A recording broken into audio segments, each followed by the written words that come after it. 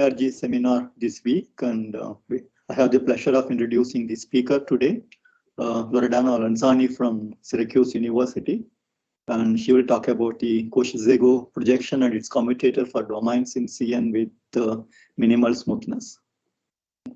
Loredana. Thank you. Thank you, Veluma. First of all, I wanted to thank you and the other organizers for giving me the opportunity to speak at your seminar.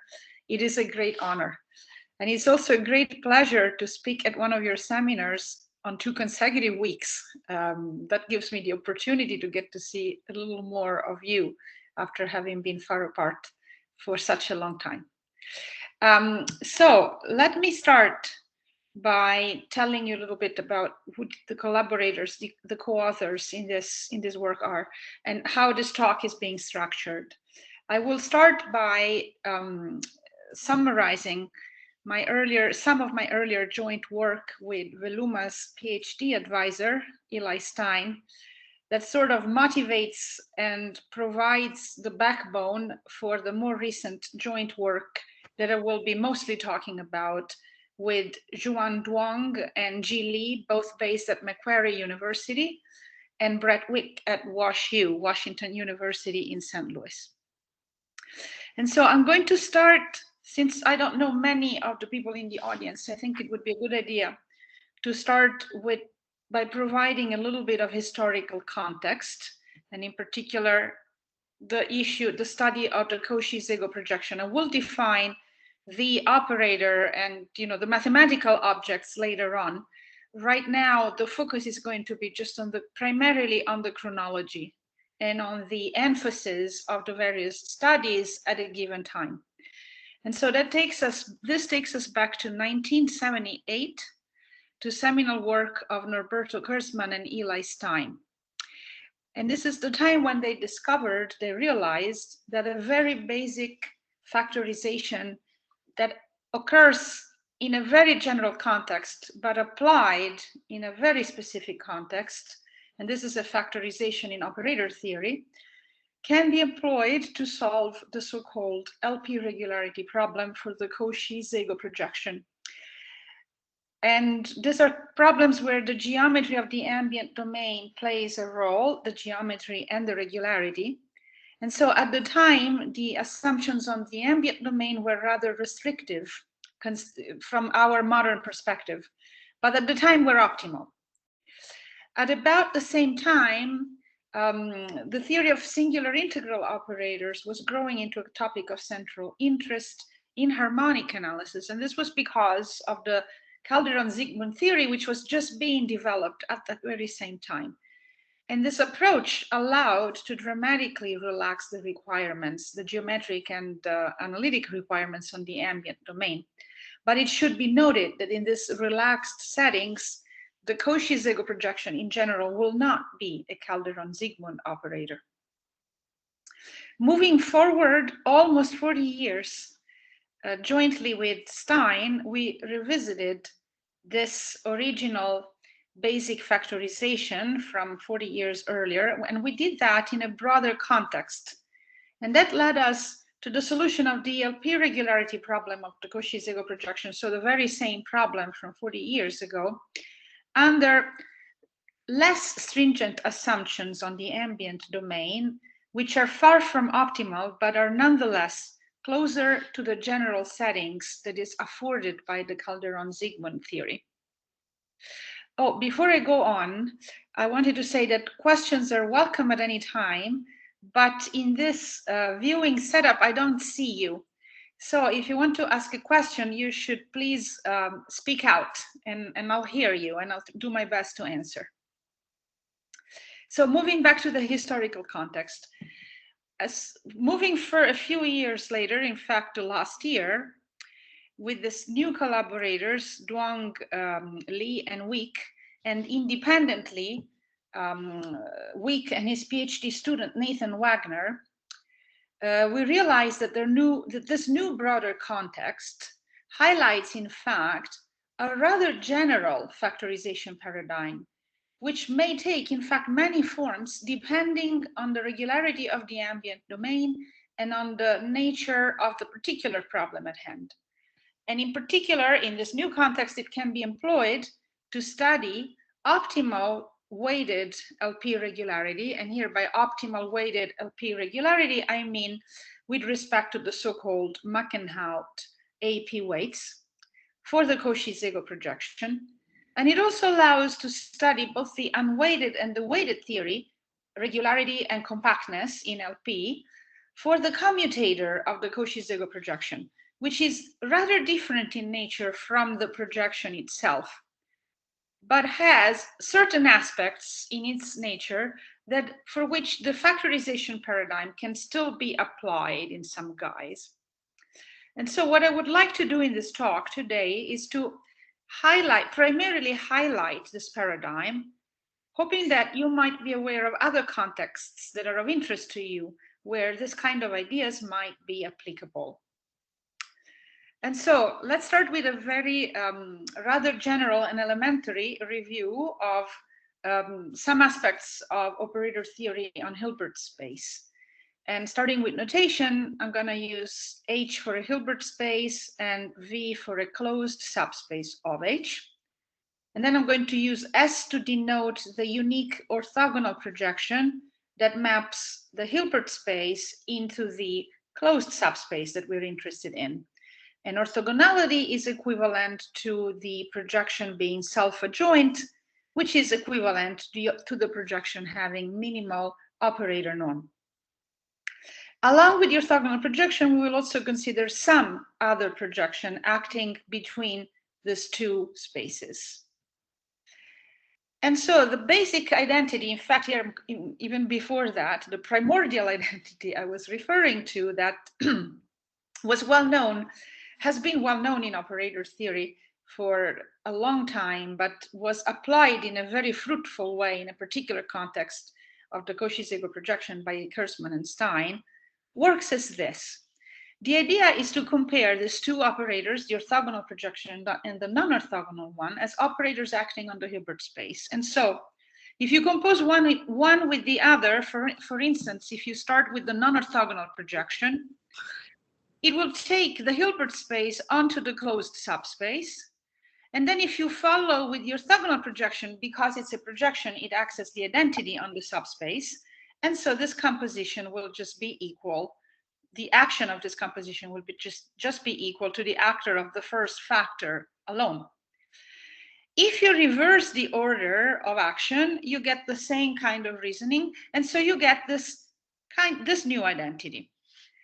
So at this point, you take this second identity and you take adjoints of both sides, formal adjoints, because at this point, I am allowed to assume that the non-orthogonal projection is just only densely defined on the Hilbert space. And so in this case, the star notation denotes the formal adjoint.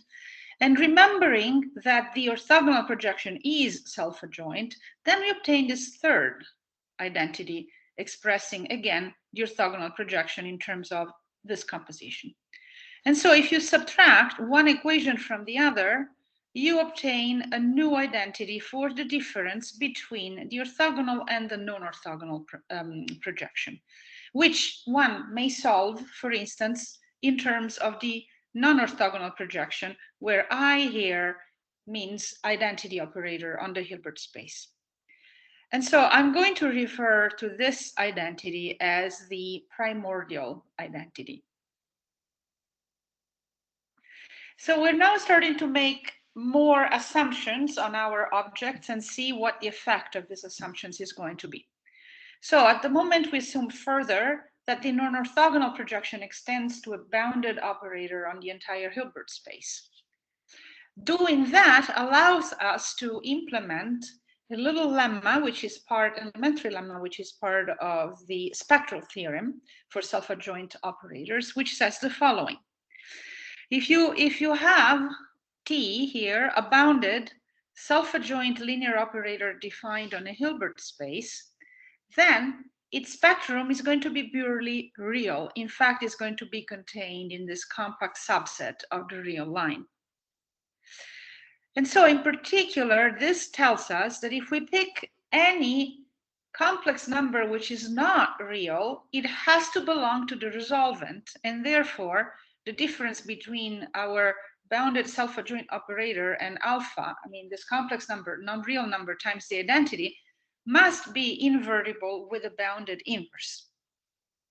And so if we apply this little lemma to this particular choice of self-adjoint bounded linear operator, I here is the imaginary unit, and if we choose for our complex non-real number the imaginary unit, the same as this factor over here, the lemma tells us that the identity minus this difference is an invertible operator on our Hilbert space with bounded inverse.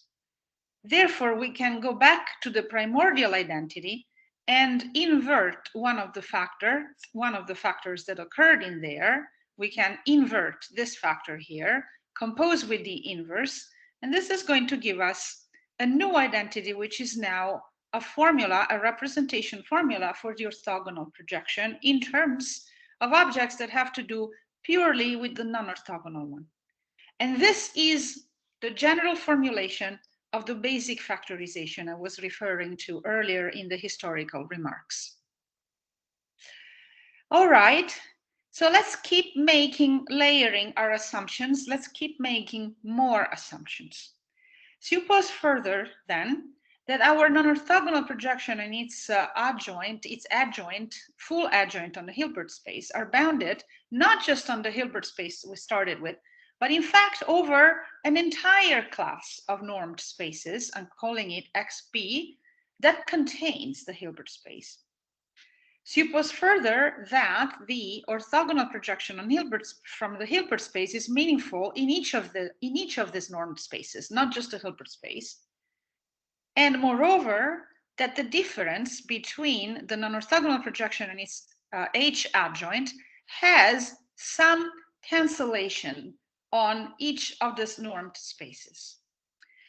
The objective then is to use these further ingredients to extend the basic factorization from the Hilbert space that we started with to any member in the family of normed spaces. And if we do, we will refer to the corresponding identity as an advanced factorization. Once one has the advanced factorization, then the goal is to use these additional properties, for instance, the cancellation properties of this difference, to conclude that the right-hand side of the identity extends to a bounded operator on the norm, each of these normed spaces, and therefore so does the orthogonal projection. And we refer to this resolution as the solution of the XP regularity problem for the orthogonal projection that we started with. And so here is a concrete setting where this whole basic paradigm works and is fruitful.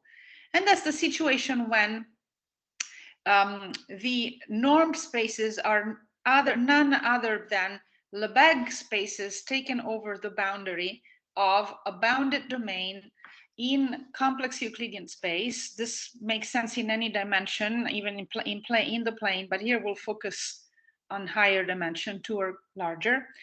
We're assuming the domain is rectifiable, the boundary is rectifiable, because that grants the existence of induced Lebesgue measure for its boundary. And that's going to be the reference measure that was taken at the time by Kurtzman and Stein in studying their problems.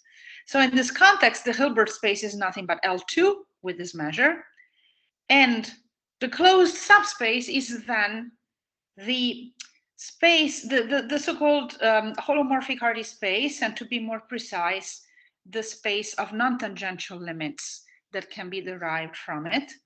And I am going to use this definition, which is not very typical in the context of complex analysis. I am not going to invoke any uniform bounds on a family of exhausting subdomains, L2 bounds or LP bounds. Rather, I'm going to define it as a space of holomorphic functions for which the non-tangential maximal function, when computed over non-tangential regions defined in this way, sometimes the distance is the Euclidean distance, other times the distance can be tailored to the geometric features of the boundary, is in square integrable. And I will explain the reason why for this choice later on. Just a quick question.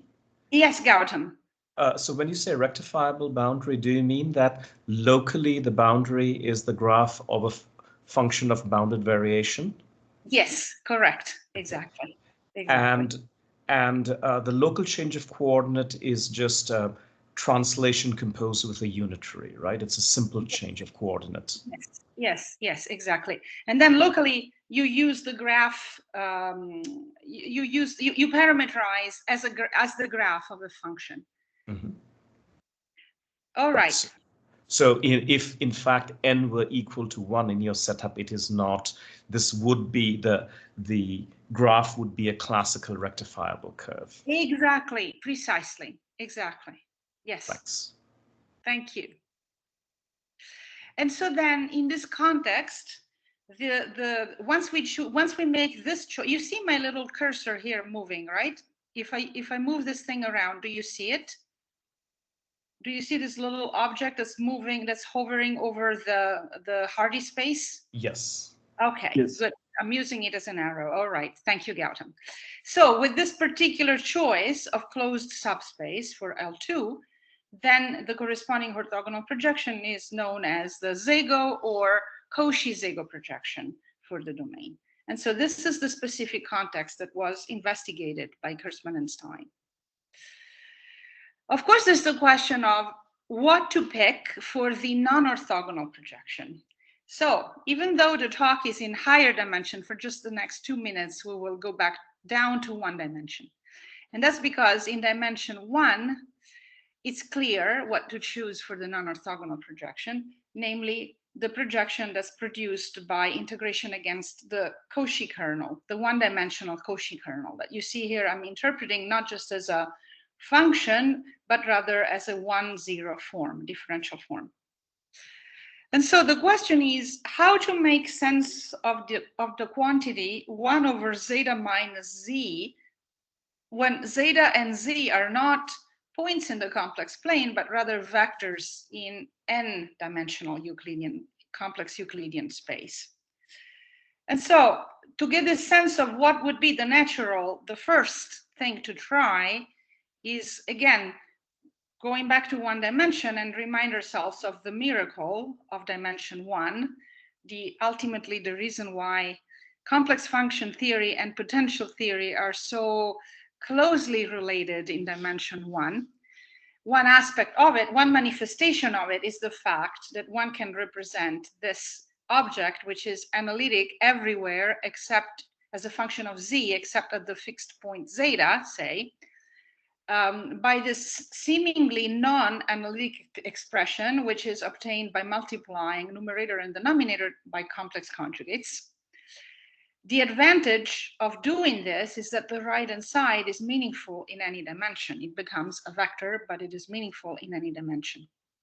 The miracle in dimension 1 is that this seemingly non-analytic object simplifies to one that is analytic except for the point zeta. So implementing this approach, this way of thinking about the one-dimensional Cauchy kernel in higher dimension leads to the so-called Martinelli-Buchner kernel in dimension n. I didn't write the complete expression of the kernel, but it involves this components here, where J now is not just, it runs from 1 to n, it's not just a single label. And so this is a very, very important kernel in potential theory in higher dimension, but it is not very helpful. It has a use, although I will not detail it here, but it is not alone enough to study the kind of problems that we're interested in. And this is because the coefficients of the kernel, as exemplified by this term here, by this component, are not holomorphic as functions of the parameter z in the domain as soon as the complex dimension is greater than or equal than 2. The problem is that if J is greater than or equal than 2, then the magic simplification that occurs in dimension 1 will not happen in higher dimension. And so the seeming lack of one-dimensional lack of holomorphicity is in fact a true lack of holomorphicity in dimension 2 and higher. And so although the Martinelli-Bochner kernel will reproduce members of the Hardy space, it will not produce members of the Hardy space starting from L2 boundary data, or even boundary data that is continuous on the boundary. And so, granting the existence of a non-orthogonal projection that maps onto the Hardy space leads to very specific geometric and analytic requirements on the domain. Again, taking the one-dimensional setting as our guiding light, it tells us that in order for such an object to exist, it should be represented by a kernel that is analytic inside the domain, so that we have a chance at mapping onto the Hardy space, but at the same time is singular in nature. That is to say, it doesn't extend holomorphically past the boundary. And this tells us that the domain has to be a so-called domain of holomorphy. It must be the optimal domain of existence of some holomorphic function.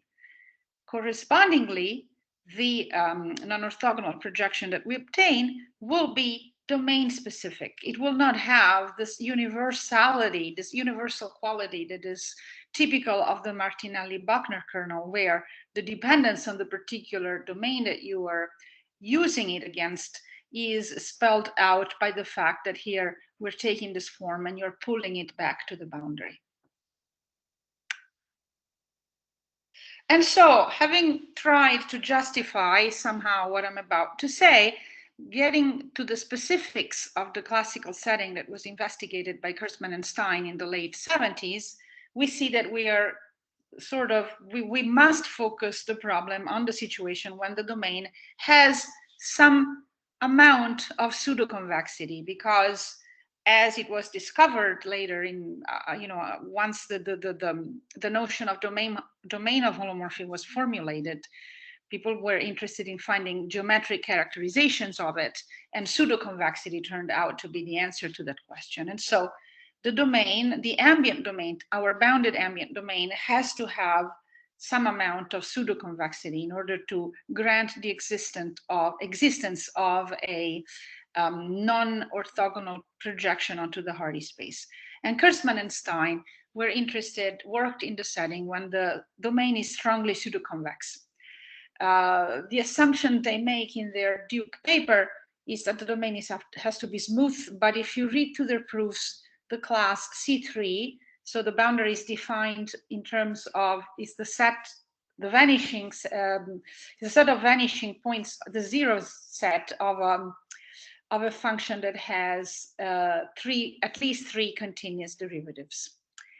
And in this setting, the non-orthogonal projection is then obtained by an algebraic procedure that goes by Cauchy-Szego theory, is a Cauchy-Szego transform, which is given by integration against a kernel that was discovered or constructed independently by Hanking and Ramirez just a few years prior. So once you have all of your ingredients in place, how do you prove that the non-orthogonal projection is bounded on your entire family of known spaces, on the LP spaces in this case? Well, at the time, there was no Calderon-Zygmunt theory at the disposal of the people who were working on looking into this problem. And so the typical approach was to identify a model domain. In this case, the model domain is none other than the so-called Szegö upper half space. Z prime here is shorthand for the first n-1 coordinates in Cn. And this is the defining function for the model domain. Correspondingly, the Cauchy-Szego transform that arises for such a domain is expressed in this way. This is the simplest formulation of a holomorphic Cauchy-Szego kernel. I will not explain the notations, though some of you might be familiar with them because they don't really play a role in what I'm about in the rest of the talk. But the point is that once these notations are explained, the LP regularity of this particular operator on the Szegö upper half space can be determined or can be established by direct inspection. So how to go then from the model domain D0 to our generic strongly pseudoconvex domain of class C3? Two observations. First of all, if the domain is strongly pseudoconvex, then it is osculated at each point on its boundary by a copy of the Szegö upper half space. Secondly, if the domain is sufficiently regular, and here we mean class C3 or better, then it just so happens that this operator, this kernel, approximates the actual Cauchy-Szego kernel that you want to work with, the Hanking-Ramirez kernel for the domain that you want to work with controlled error. Furthermore, so this allows then to establish that the non-orthogonal projection is bounded on LP for all P, one of the ingredients that we were listing in our to-do list for the procedure. Secondly, if the domain is sufficiently smooth, again, class C3 or better, the kernels here are explicit kernels, and so one can see that there is a cancellation of singularities when performing the difference of the kernel with the adjoint kernel, resulting in the observation that this difference is not just bounded on LP, it's better than bounded, it is compact on LP for P in the full range. This in turn allows to trigger mechanisms from functional analysis that grant the invertibility in LP of this operator, and therefore we recover an instance of the advanced factorization paradigm I was describing before, which in the particular context of the Cauchy-Szego projection for a strongly pseudoconvex domain of class C3 or better is known as Kurzmann-Stein equation, the Kurzmann-Stein equation. And so what happens if, given that the regularity of the boundary played a role in at least two parts of this proofs of this argument, the question is, what happens when you go below the class C3? And so one goes back to the setup, maintaining the strong pseudoconvexity and the boundedness of the domain just as before. The only change that is being made here is reducing the amount of regularity from 3 to 2 continuous derivatives, order of derivatives. So this is the sole distinction with the classical setting. Now, in this C2 setting, one may take the Cauchy-Fantapi transform to be exactly the same as before, but so the Hanking-Ramirez kernel, but the classical proof I have highlighted in the previous slide fails in two fundamental ways. First of all, the model is no longer such a good model domain to study the problem because there is no error control in passing from the Szegö upper half space, from the operator for the Szegö upper half space to the operator for the actual domain. Secondly, there is not enough cancellation of singularities if the domain is just of class C2 to grant the compactness of this difference. In fact, this difference will in general not be compact on L2. There are no global cancellations. And so we had to introduce a new theme. Remember that the orthogonal projection has to be self-adjoint, and therefore this tells us that its definition is highly dependent on the particular choice of measure that you make for the Hilbert space. So in this case, a boundary of measure for the boundary. And so the idea is to consider a whole family of measures as opposed to the single choice that was made in the classical case, which will give rise to a corresponding family of orthogonal projections. Now there is a caveat we need to be aware of right at the start, which is that even in the best case scenario, that is to say when the measures are mutually absolutely continuous with respect to one another, or even continuous multiples, the densities are continuous multiples, bounded above and below of one another, so that one has this set theoretical identity of the L2 spaces of the Hilbert spaces. Function belongs to a space if and only if it belongs to the other.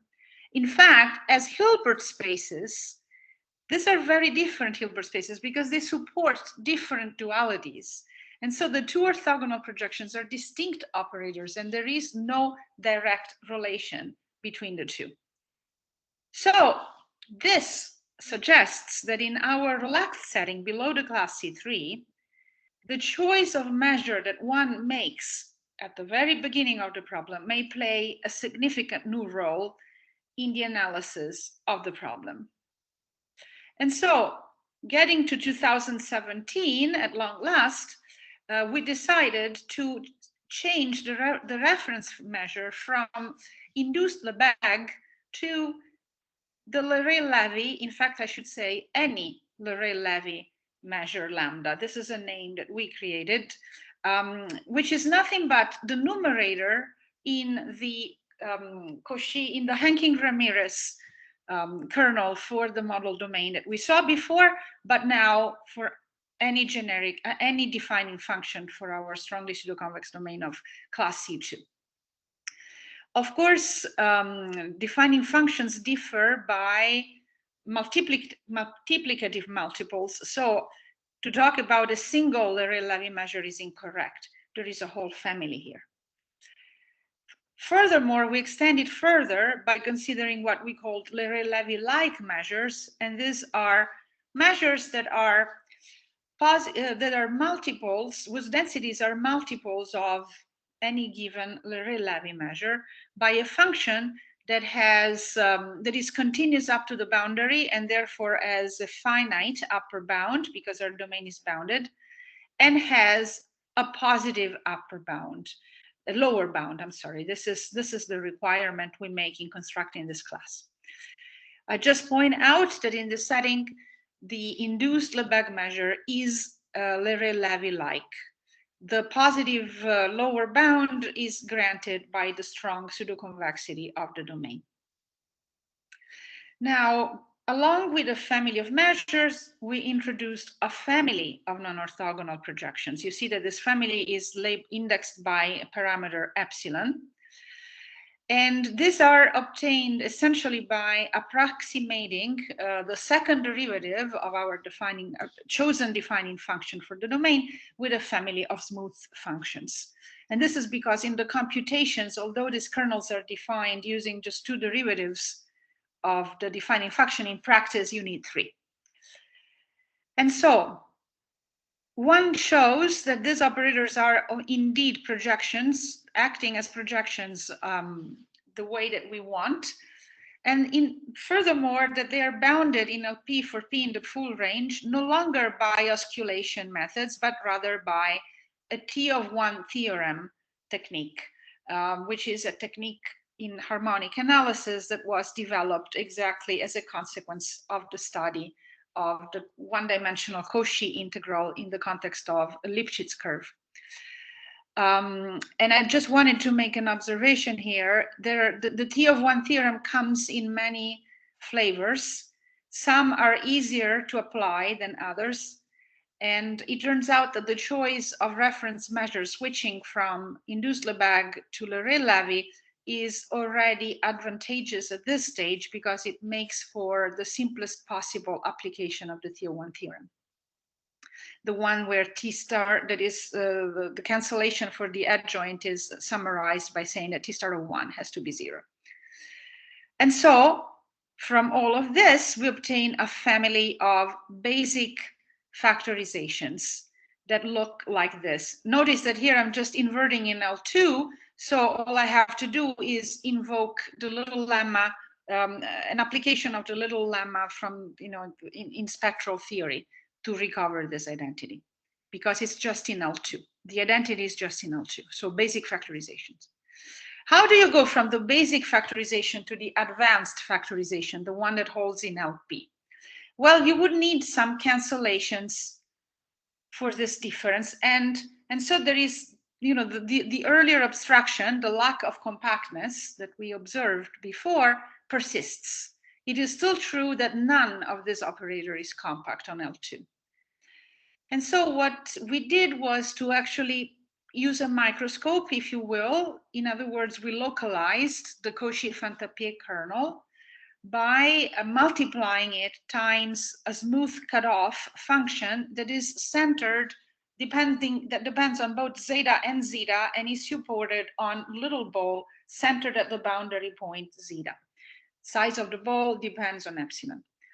And then, so this means that the actual Cauchy-Szego kernel is now the sum of two objects, the one where the kernel has been multiplied by the cutoff function, and the remainder.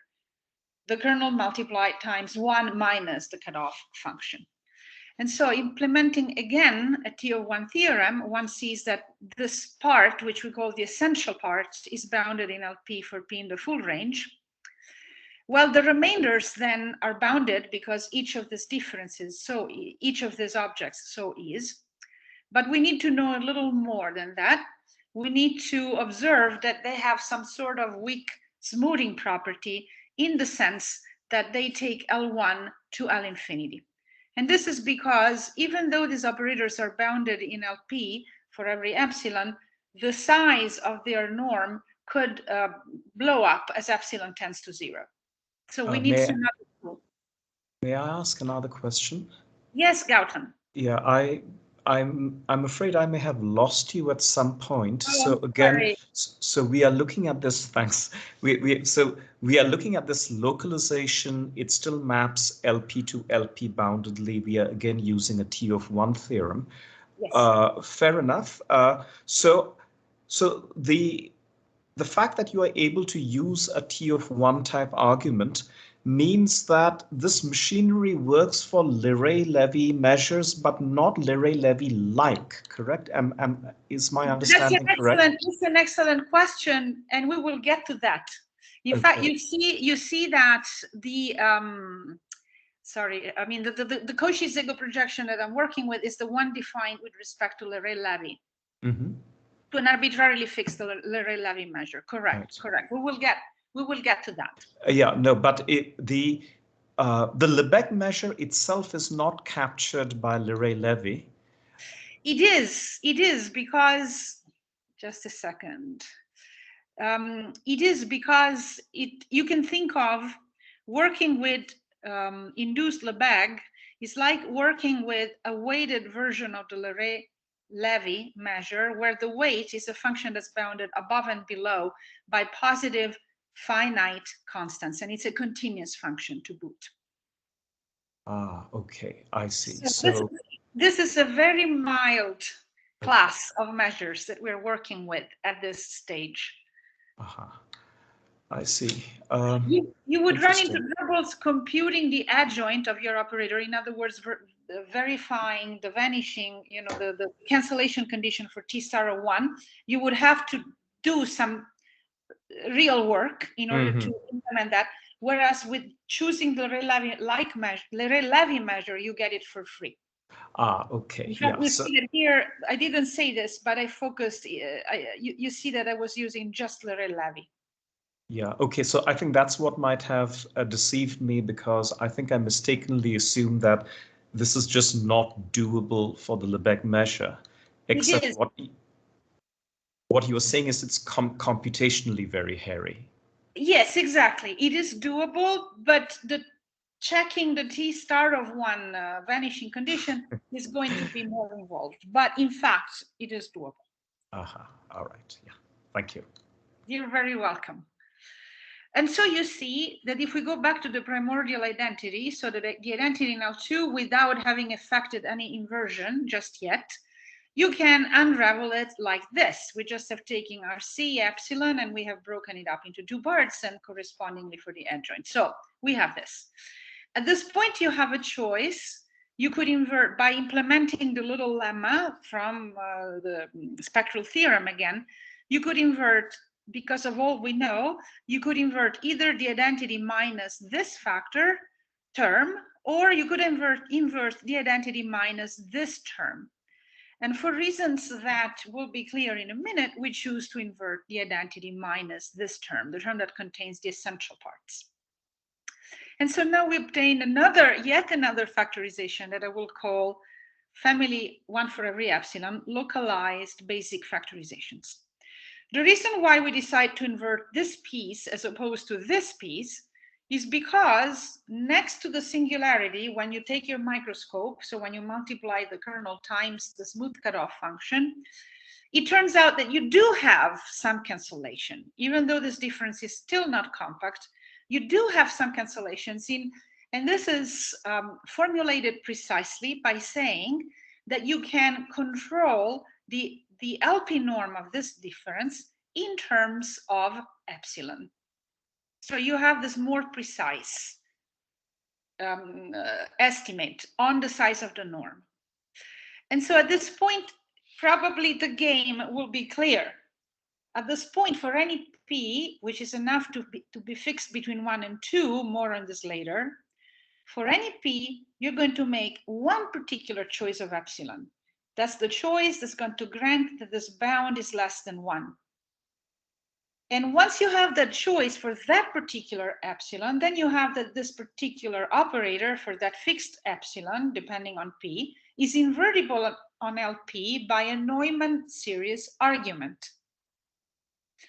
At the same time, because you have chosen a p that is between 1 and 2, so you have certain inclusions of LP spaces that are at play because the domain, I remind you, we're assuming our domain is bounded. So then when you combine all of these facts together with the natural L2 boundedness of the Cauchy-Szego projection, then you are also able to conclude that this term here is bounded on LP for the p between 1 and 2 that you have fixed.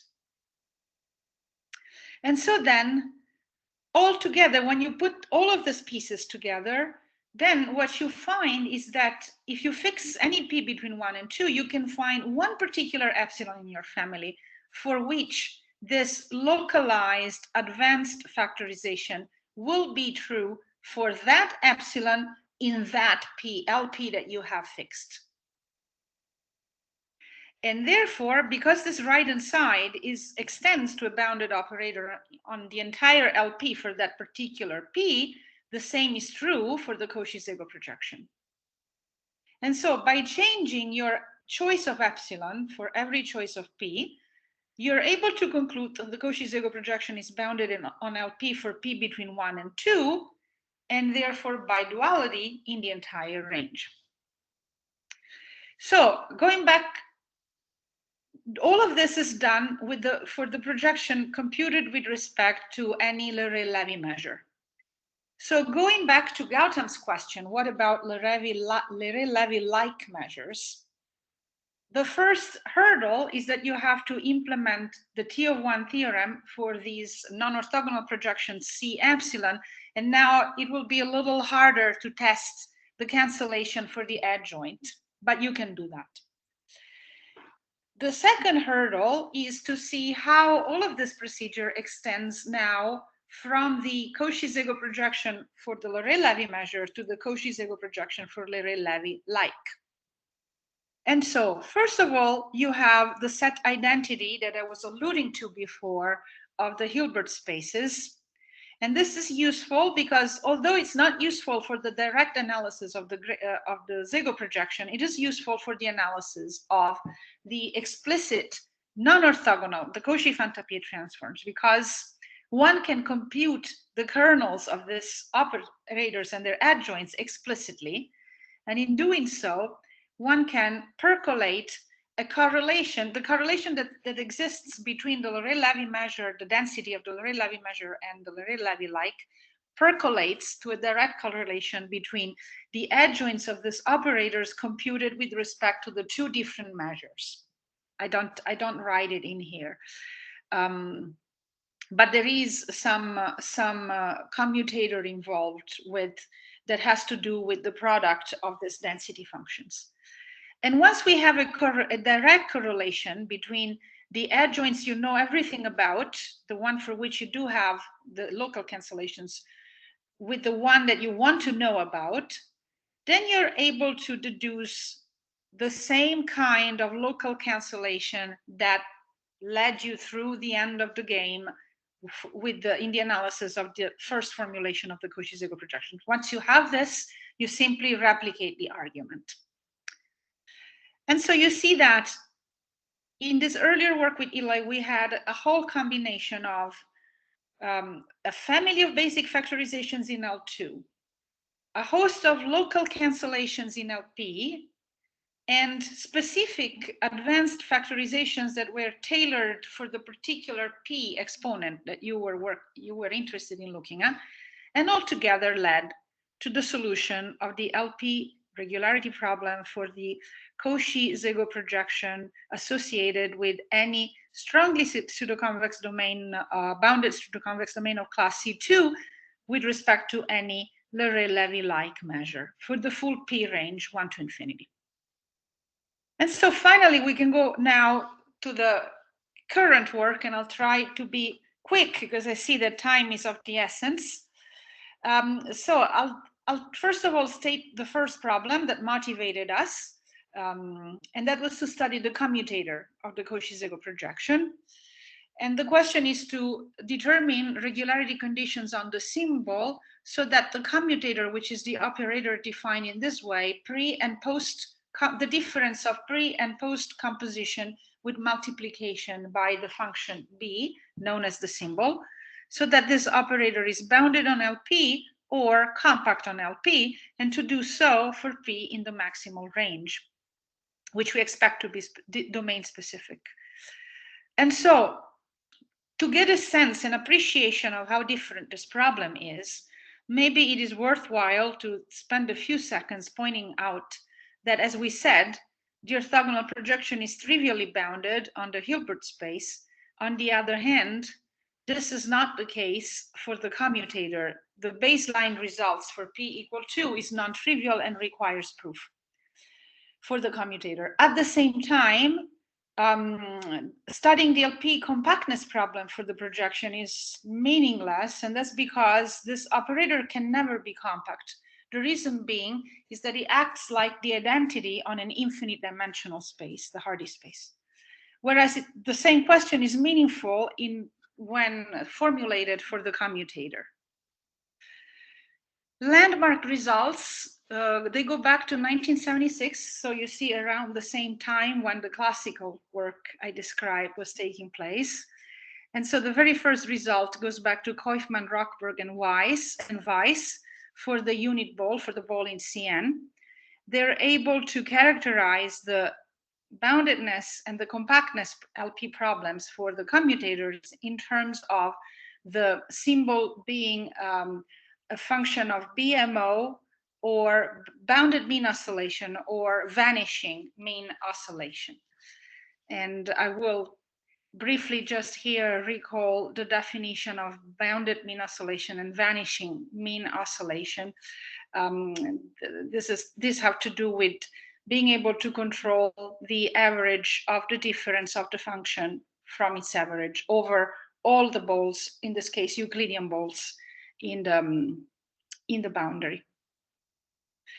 Fast forward several decades, we have a result of Steve Kranz and Sun-Yi Lee that extends that earlier result for the ball from the ball to strongly pseudoconvex domains with smooth boundaries. And the characterization goes along the same lines as far as the symbol goes. And here the C infinity assumption is crucial because one has to do an asymptotic expansion. One has to use the known asymptotic expansion for the Cauchy-Szego kernel in both directions to prove the boundedness or compactness of the operators. They show that the Cauchy-Szego kernel using its asymptotic, they show that it satisfies the estimates that qualify it as a Calderon-Zygmunt kernel and invoke that theory. For the opposite direction, they realize that, again, using those asymptotics, that the reciprocal of the Cauchy-Szego kernel is locally a finite linear combination of holomorphic functions. And then they use that to suitably factor the function 1, so that then it plays out, it gives a factorization of the function b that shows that it is in BMO or VMO as desired. So getting now to our setting, the class C2, The problem is that if the domain is of class C2, these asymptotic expansions are no longer available for the Cauchy-Szego kernel. One cannot study the operators by directly investigating the kernel. And so we try an indirect approach via an advanced factorization that involves those same auxiliary Cauchy-Fantapié transform family indexed by epsilon. And the first indication that we're on the right track was given to us in 2019 by this theorem of Duong, Lacey, Wick, and Wu, in which they're able to characterize the LP regularity and compactness problems for the commutator of this Cauchy-Fantapié transforms as expected in terms of BMO and VMO conditions on the symbol. The point is that whereas they were working just with the Loré-Lévy measure, in fact, all of this is easily extended to any Loré-Lévy-like measure. And once we have that, then we're able to characterize the regularity and compactness problems for the commutator of the Cauchy-Szego projection defined with respect to any Loré-Lévy-like measure in the Loré-Lévy-like spaces LP taken with respect to these measures. I'll say just a couple of words about the proof because this was our origin result, and then a lot has happened since then, and I'll say a little more later. But I'll just say this: if we try to implement an indirect approach via some factorization, as I have described, one would have to start by comparing these two operators on L2, this commutators. But the problem is that neither commutator is a projection onto a closed subspace of L2. And so if one were to postulate a basic factorization along these lines in L2, one would get nowhere, even though this operator here is perfectly meaningful and bounded by, again, an application of the little lemma that's part of the spectral theorem. This identity, however, just doesn't make any sense. So an direct approach to a basic factorization doesn't work. What works instead, and we will see it in more detail at the end, is the idea of taking the original basic factorization for the projection and inserting it into the commutator and then unravel. But before we do that, once we studied this origin version of the problem for the commutator, we asked ourselves, but what about weighted theory for the Cauchy-Szego projection beyond the Loré-Lévy-like measures, beyond the measures that can truly be singular with respect to one another? And, you know, this being singular integral operators, the most natural class to look into is the Muckenhoupt AP measures. And so these are, I have here the definition of what it means to be an AP weight. This product has to be finite. This product has to do with averages of the function of the weight and this power of it.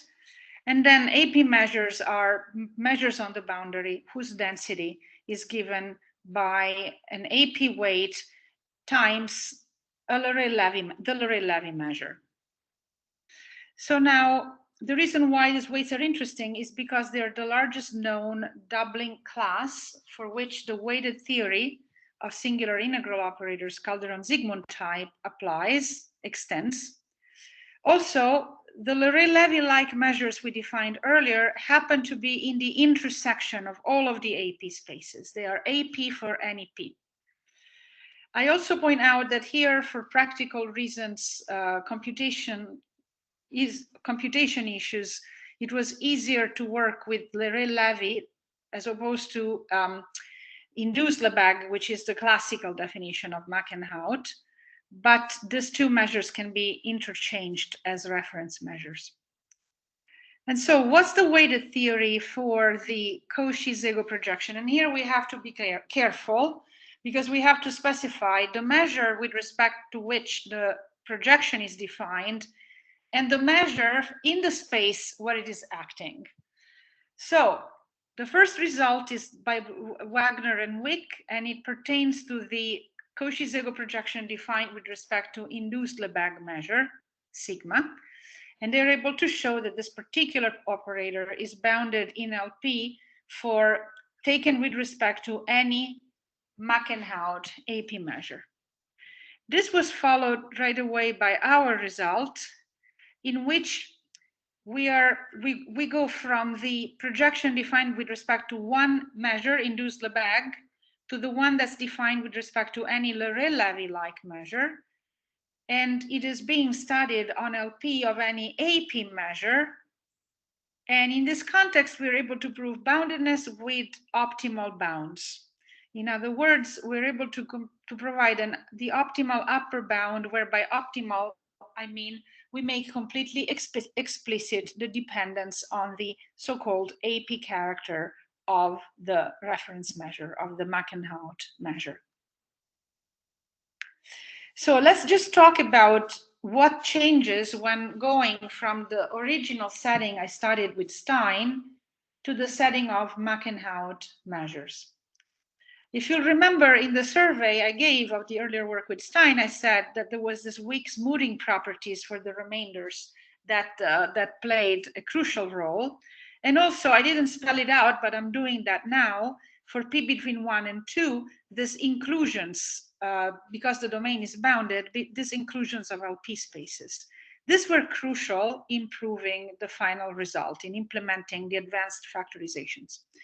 The problem is that these two steps may be false, and by false I mean even worse than false, I mean meaningless, if the boundary measure here is changed from Leray-Lévy-like to AP, and this is because AP measures may change with P. So it's impossible to put the same measure here and here, or to put the same measure here, here, and here. So one needs a truly new idea, something different in order to make the point.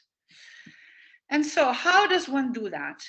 Well, you start with a localized basic factorization in the space defined by the same measure for which you're taking your orthogonal projection, so Leray-Lévy-like. So then Wagner and Wick prove an improved local cancellation, which is in this context, which is in the same spirit as my earlier work with Stein. It pulls an epsilon to the power 1/2. What we do instead is provide a quantified local cancellation, where in addition to the epsilon to the 1/2 power that plays a crucial role later on, we also pull out the dependence on the A2 character of the A2 measure. And so, given our A2 measure, notice that we're focusing on P equal 2 right now. As before, we choose a small epsilon. And then once the epsilon is small, we are able to combine the invertibility in L2 with, we're able to obtain the desired estimate in L2 for any A2 measure. So, and we do this directly, we're able to go from the Leray-Lévy-like boundary measure here to any A2 measure here again by combining this work with this estimates with a reverse Holder inequality for the measure omega2.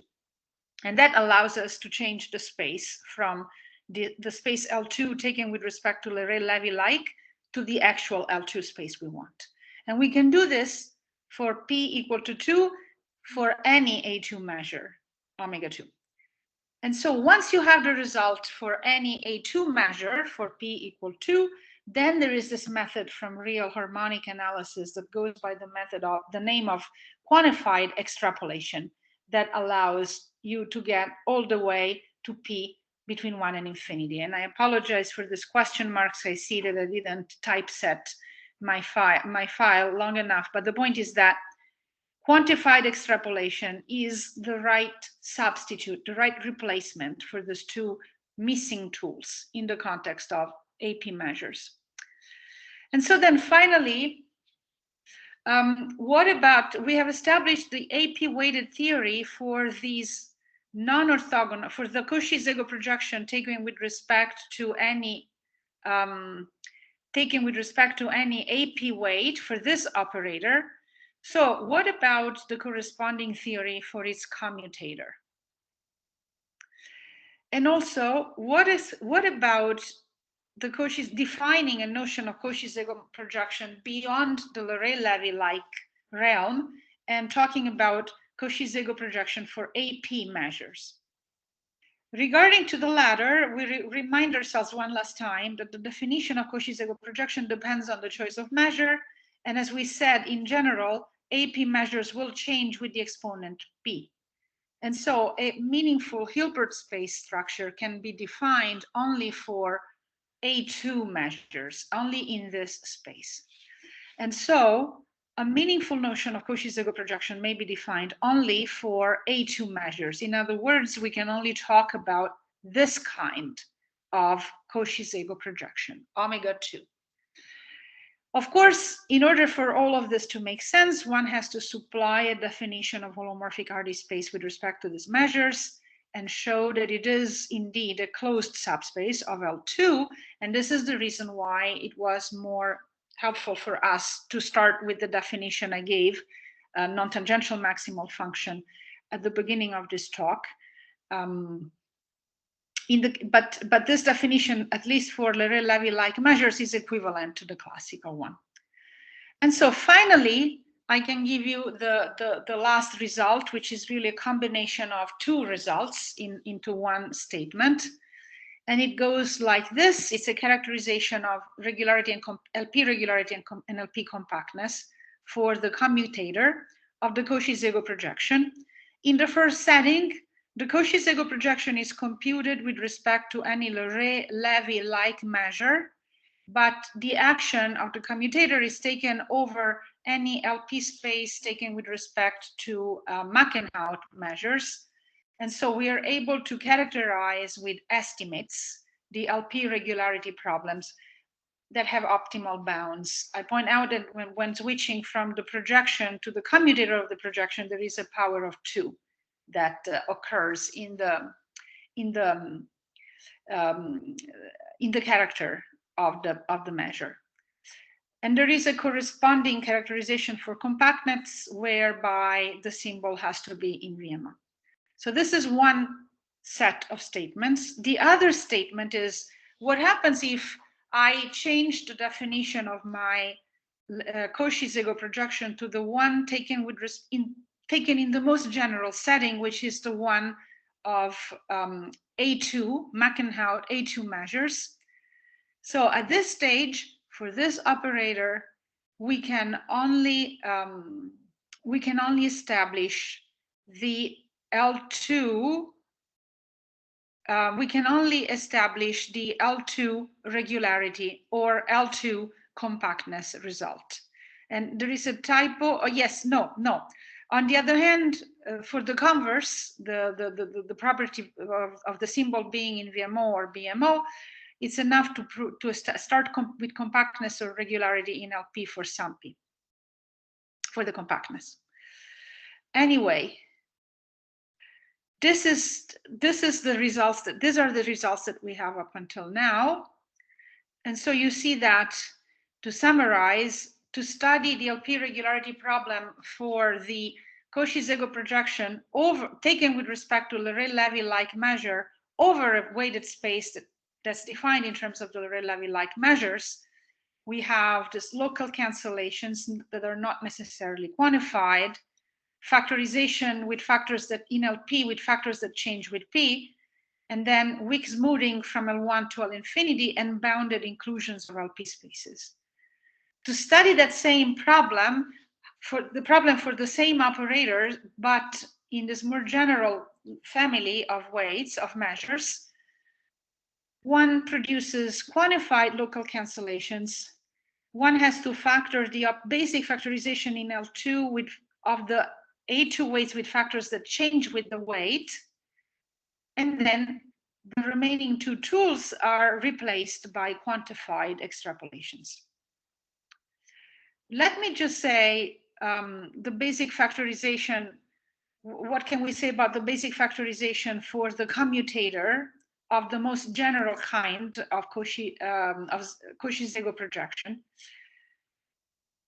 So the factorization that one obtains by, I was referring to earlier, by taking the original factorization, or rather a version in this space for this operator in L2, and putting it into the commutator and then unraveling, looks like this, and is the one that works. And this is true for any epsilon, but because we're working with just p equal 2, the role of epsilon here is irrelevant. So there are a couple of questions that remain open, and this have to do with the study of the problem in the most general context, that is to say, the regularity problem and the regularity and compactness problems in LP for any Muckenhoupt AP measures for the most general Cauchy-Szego projection. For this, we don't have a tool. What we're missing is quantified local cancellations that work when the adjoint is taken not with respect to Leray-Levy-like measure, but rather with respect to any A2 weights. That's the ingredient that we're missing at this point. If you're interested in the manuscript, it is posted on the archive. And before I close my talk, I wanted to, if you let me, I will just put in there a shout out for this new journal for which I am serving as associate editor, La Matematica. It's the official journal of the Association for Women in Mathematics, and it is published by Springer, but submissions of manuscripts is welcomed by all kinds of mathematicians, all genders, all creeds. I will point out that it is a journal that aims to publish high quality research in a broad range of fields. It has an extensive editorial board. The last time I counted, there were, I forget whether 4 or 5 editors and at least 65 associate editors. And that, you know, grants expertise. There is a good chance that some of the editors will be able to truly assess your paper. The review process is doubly anonymous to the extent possible, of course, given the archive. The reviews are constructive. The editors put a lot of effort in getting reviewers to give constructive reviews that provide constructive advice. And it has a very quick reviewer turnaround time of 6 months or less. And so without further ado, I'll just finish by saying that I hope that you will consider submitting your next paper to La Matematica. Thank you. Yeah, thank you very much for a very nice talk. Now, probably there are some questions.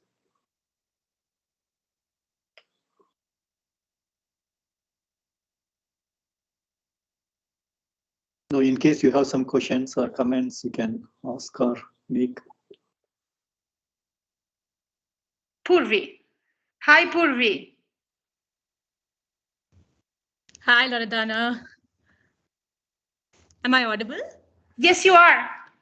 Okay, yeah. By the way, great talk. I really enjoyed it.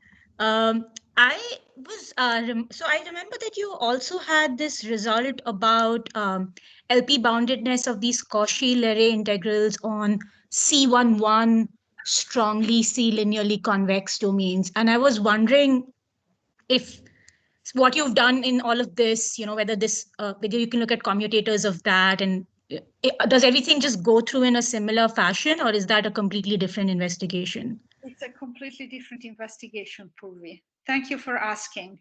The going down from C2 to C11 makes this issue of establishing some sort of cancellation between the operator and its adjoint even more arduous.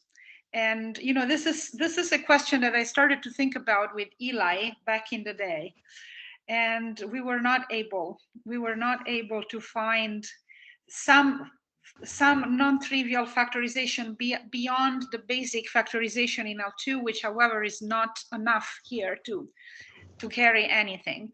I'm wondering, I would be curious to see whether this extrapolation technique, which requires only a factorization in L2. You don't have to have a factorization in LP.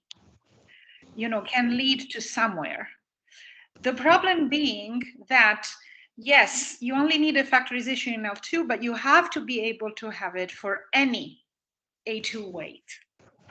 And so some cancellation, even for P equal 2, is needed in order to go from the basic factorization that you get for free for the measure with respect to which the projection is defined to any A2 measure. No one has ever looked into it, and I don't know. I mean, of course, this kind of questions are very dear to my heart, and you shot straight through it. So as always, I'm impressed. That's a good question. Right. Thank you.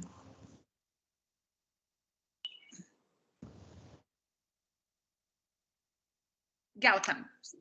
Are there some more questions? I think Gautam.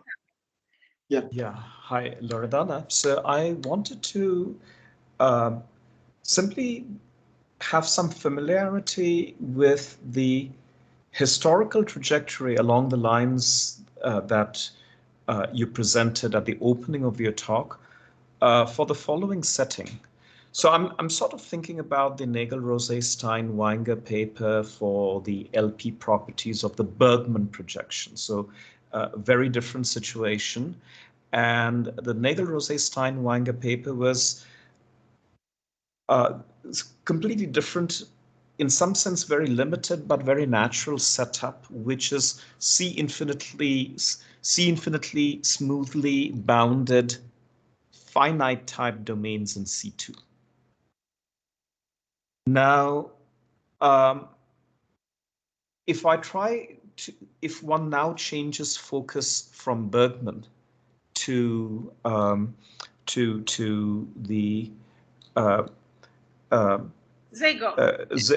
Szegö, or in fact the Cauchy-Szego projection, then, well, first of all, if one tries to begin with the sort of approach that you outlined, you don't have a Calderon-Zygmunt operator. And although I think today we have a good handle for the singularities, but my question was very simply, I'm not even familiar with the trajectory for the Szegö projection for the specific sorts of questions that you defined at the beginning of your talk, Kurzman, Stein, and other kinds of questions.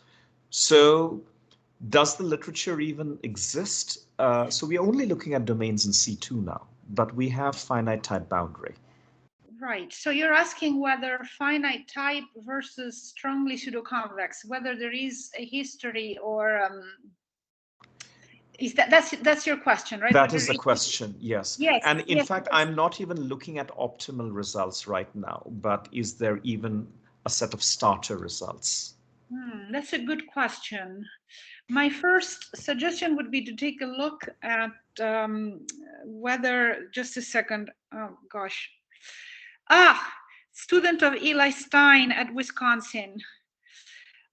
Brian, whether Brian Street has done anything, because he's in, so when you say finite type, the way that I'm interpreting it is like more geometric, more geometric setting where to study the Szegö projection.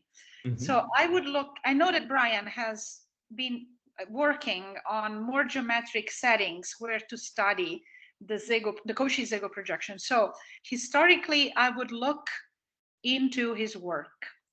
As far as trying to implement some sort of a Kurzman-Stein approach, given that we don't even know, not even worrying at the moment about whether there is a non-orthogonal projection that we can use for comparison. Let's set that aside. The one observation to make is that as soon as you relinquish strong pseudoconvexity, the boundary measure that you choose is going to be even more relevant. Sure. And so in particular, there's going to be because this Leray-Levy-like measures are going to vanish on substantial parts of the boundary. And so what I'm expecting beyond the historical, looking for what's been done already, even regardless of a factorization paradigm, but whatever approach people will choose to use to study it in this context, is that the proofs will be measure specific. And so then in this context, it's possible that other measures are more natural to work with than induced Lebesgue or even Leray-Levy-like. And I'm thinking, Purvi I will see her laughing in a second. I'm thinking of the Pfefferman measure. Because, measures that have encoded some sort of invariance properties under biolomorphisms might give you a little more, might be, more versatile. And whereas for a C2 smooth, strongly pseudoconvex domain, you have that the Pfefferman measure is in particular Leray-Levy-like. So there is nothing special to be gained in choosing it as the reference measure. It's possible that for this kind of weak pseudoconvexity that you're interested in, it might be a much more fruitful tool to use, but then the results you will get will be for that tool. And back in the 1970s, people were talking about the Cauchy-Szego projection, taking for granted that induced Lebesgue was the natural measure. So, there was nothing wrong with that at the time. And I'm willing to guess that in a few years' time, when people will be talking about the Cauchy-Szego projection in the more geometric setting of finite type, or weak pseudoconvexity of some sort, the operator will be with respect to the Pfefferman's measure. Right. In fact, my expectation was that, which is why I said it's probably hopeless to look for either optimality or universality. I mean, even at a very basic level, this osculation technique that you talked about, yes. As soon as the type is even 4, then the osculating model changes from point to point. Exactly. But then, yeah, right. The measure kind of tunes this issue out. Yes, yes. But it's interesting because I was just thinking about this, whether the osculation technique might be fruitful in the finite type setting, more fruitful than T of 1 for studying the problem. And you're telling me that it has been used already. And yeah. it works until type 4. Is that what you were saying? Well, I mean, that's all that I'm aware of. This may be purely be a product of my own ignorance. And who did this? Who did this? Geez. It might have been Brian Street. Oh, it might have been him. Yeah, I mean, this was something I was familiar with around the time I was leaving the United States, so that was a long time ago. And but yeah, I mean, I mean, T of 1 is something that it's kind of well known cannot be leveraged in this setting. That's fairly clear. And of course. And again, I mean, the problem is really only of intellectual interest because we understand the hope to understand the singularities of the projection don't go beyond C2. I don't think the state of the art for even C3 really exists. But then, I mean, as something purely of two complex variables, right? That's right. Yes. Yes. Right. I wanted to add something over here. Maybe I'm not fully understanding the question, but okay, so for the very specific case, and I know this is not very satisfactory, but for these egg domains, which would be sort of the model domains, there are LP regularity results with respect to these Leray-Levy measures, which, like you said, in that case are not comparable to the surface area measure. And then Loredana, you have a paper with Dave about domains that are osculated by the ellipsoids, where you sort of classify when you can have LP regularity for the Cauchy-Szego projection. So now if we did have a factorization, a Kurtzman-Stein kind of result in this setting, then one could possibly say something about orthogonal projections also, right? So it seems to me that actually the factorization is missing for even, let's say, something as nice as an egg domain, which I think is a reasonably good model. So it seems like it's the factorization that has not been worked on or has not been. But so that's hopeful then. It is kind of hopeful because that's thank you, Purvi, for reminding me. Yes. Now that we're looking into this idea that the osculation by model domain could be a better technique beyond when you go beyond strong pseudoconvexity. So then, yes, definitely the egg domains and those domains that I was looking at with Dave might, like you were saying, you know, they don't give you a general theory, but they might be implementable. And of course, it's the inverse problem, right? I mean, you need to figure out what kind of domains are those good models for. But then, you know, I would be hopeful that once we have picked the boundary measure that we want to work with, which is of course dictated by what we know already about this Cauchy type integrals, then you know, it might be possible that this factorization paradigm, whether through I'm trying to think, because even, you know, whether this extrapolation technique, well, no, because extrapolation has to do with AP weights. So at least in the context of AP weights. So no, I think that there could be forms of the factorization paradigm that might lead to something. So that as soon as we have positive results about the non-orthogonal projections, we can somehow, with the correct choice of measure and all, you know, all the provisos that one has to make, obtain results. They wouldn't be at the level of a general theory. And I suspect that the main difficulty would really be to identify the family of domains for which these eggs and other objects are the appropriate models. So a problem that becomes very geometric in nature, I would say. But yes, that's a very good point that you're making, Purvi.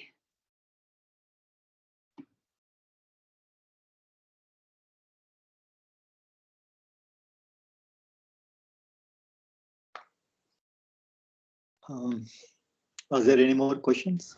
I don't see anybody. Yeah, in that case, let's thank the speaker once again. Thank you very much. Thank you. It was a pleasure, a joy to see you all. Bye. Yeah, a lot of people.